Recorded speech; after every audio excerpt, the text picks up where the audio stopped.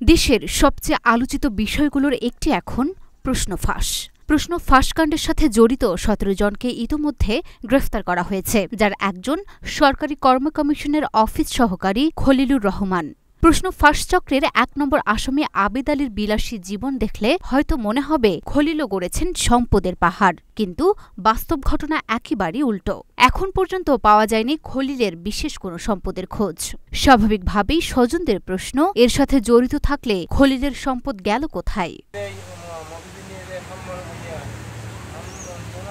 দেশজুড়ে আলোড়ন তোলা প্রশ্ন ফাঁসকাণ্ডে আটককৃত ১৭ জনের একজন খলিলুর রহমান। অনুসন্ধানে অন্যদের চোখ কপালে ওঠার মতো সম্পদের সন্ধান মিললেও বেশ অবাকই হতে হয় খলিলের বাড়ি গিয়ে। ৭ বছর আগে মারা যান খলিলের বাবা। পাচুরায় ঘাগা গ্রামের খলিলের পৈতৃক বাড়িতে গিয়ে দেখা যায় সেখানে স্রেফ টিনের একটি কুঁড়েঘর। সেখানে এখন বাস করেন খলিলের চাচা চাচি ও চাচাতো ভাই। খলিলের বাবা নিজাম গাজী ছিলেন একজন মুক্তিযোদ্ধা, তবে স্বেচ্ছায় তিনি পদবি নেননি। নিজাম গাজী কাজ করতেন পিএসসির খুলনা শাখায়। বাবার মৃত্যুর পর পোষ্য কোটাতে চাকরি পান খলিলুর। আমি তো আমি তো আইসি শানো ক্লাস 2তে পড়ে তা আমি আইসি উগি রান্না বান্না করে দিছি, ওরা খাওয়া দাওয়া করেছে।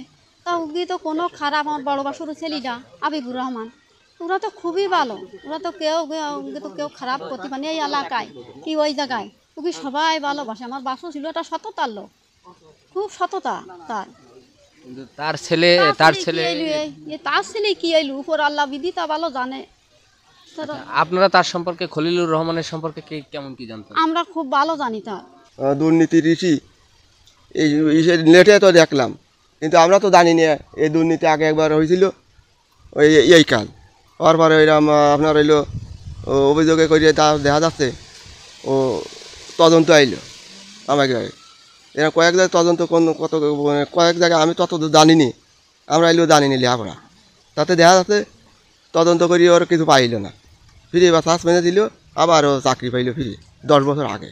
খলিলুর রহমানের স্বজনরা জানান, খুলনায় খলিলুর রহমানের মায়ের পৈতৃক সূত্রে পাওয়া জমি রয়েছে। সেখানেও টিনের ছাউনির একতলা পাকা বাড়ি। এই বাড়িতেই বড় হয়েছেন খলিলুর। বিয়ে করেছেন, তবে সন্তান নেই খলিলুরের। পড়াশোনা করেছেন দ্বাদশ শ্রেণী পর্যন্ত। তার বাবা চাচাদের সর্বমোট জমি রয়েছে 2 বিঘা 84 শতক। এই জমির ভাগও হয়নি। গ্রামে ঘুরে খলিলুরের তেমন কোনো সম্পত্তি থাকার তথ্য পাওয়া যায়নি। স্বজনরা উল্টো প্রশ্ন তুলছেন, সে আদৌ এই অপরাধের সাথে জড়িত কিনা। যদি জড়িত হয়েই থাকে, তবে তার সম্পদ গেল কোথায়? তার বাবা ছিল একজন সৎ মুক্তিযোদ্ধা, এবং সেই মুক্তিযোদ্ধায় কোটায় তার বাবার চাকরি হয়, এবং তার ছেলেরও খলিলুর রহমান, তারও সেই মুক্তিযোদ্ধায় কোটায় চাকরি হয়।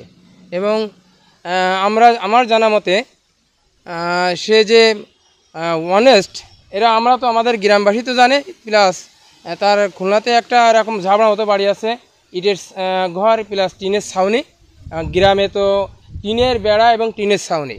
এখানে যে দুর্নীতি করেছে তাহলে কি করলো, এটা তো আমি তো আসলে বুঝতে পারতেছি না। যে সে দুর্নীতি করবে তাহলে তো তার বিল্ডিং বাড়ি থাকা উচিত। আমরা তাকে ভালো জানি, ভালো ছেলে, সৎ, সেসবে তারা জানি। অতি দরিদ্র ছেলে, তখন তাদের কিছু নেই। আমাদের জানা মতে যে সংবাদটা আইয়েছে, সংবাদটা আসলে মিথ্যা। আমাদের জানা মতে তাদের কোনো বাড়ি নেই, সামান্য একটু একতলা একটু বাড়ি করেছে, না সম্পদ দিয়েছে, সেই সম্পদের ফলে। খলিল খুব ভালো ছেলে, খলিল ভালো ছেলে, কেন অসুবিধা ওই পড়িয়েছে, এখন কী করা যাবে, সমাধান করতে হবে। ওর আব্বাও ভালো ছিল, চাকরি করেছে সারা জীবন, তাও ভালো ছেলেও। খলিলের চাচা নিছার গাজীর প্রশ্ন, খলিল যদি দুর্নীতি সম্পত্তি বানাতো তাহলে ওর পরিবারের অবস্থা এত খারাপ কেন? খলিলের প্রতিবেশী কয়েকজনের সাথে কথা বলে ঢাকা পোস্ট। তাদের ভাষ্যমতে, খলিল যখনই বাড়ি আসতো তখন আমাদের সাথে খুব ভালোভাবেই মিশত। খলিল এমন কাজ করতে পারে এটা তাদের ধারণাতেই নেই। প্রতিবেশীদের দাবি, খলিল হয়তো ফেঁসে গেছে। সরকারের কাছে সঠিক তদন্তের দাবি তাদের।